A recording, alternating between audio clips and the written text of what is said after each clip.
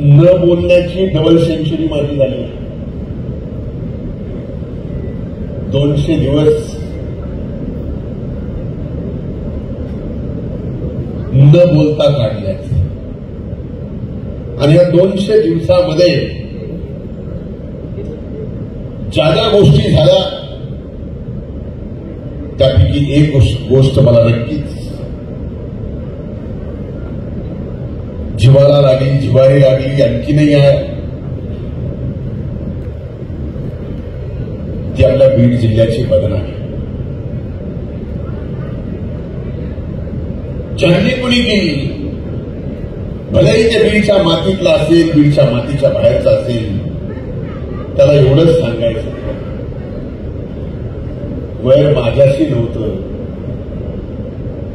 वैर जर माझ्याशी होतं तर माझ्या या मातीची बदनामी का?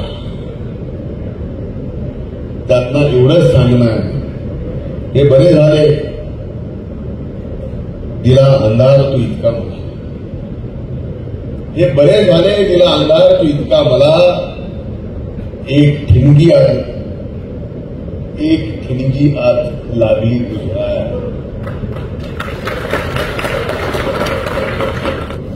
बाहेरून येऊन या जिल्ह्यात मधल्या काळात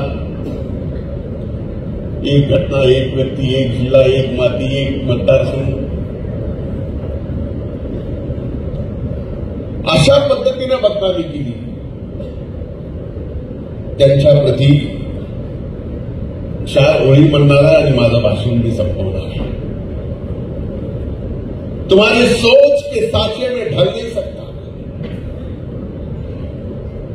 तुम्हारी सोच के साचे में ढल नहीं सकता. जुबान काट लो, लहजा बदल नहीं सकता. जुबान काट लो, लहजा बदल नहीं सकता. अरे मुझे भी मोम का पुतला समझ रहे हो क्या? अरे मुझे भी मोम का पुतला समझ रहे हो क्या? तुम्हारी लोह से ये लोहा पिघल नहीं सकता. आज अनेक दिवसानंतर तटकरे साहेबांचं आगमन या जिल्ह्यात झालं.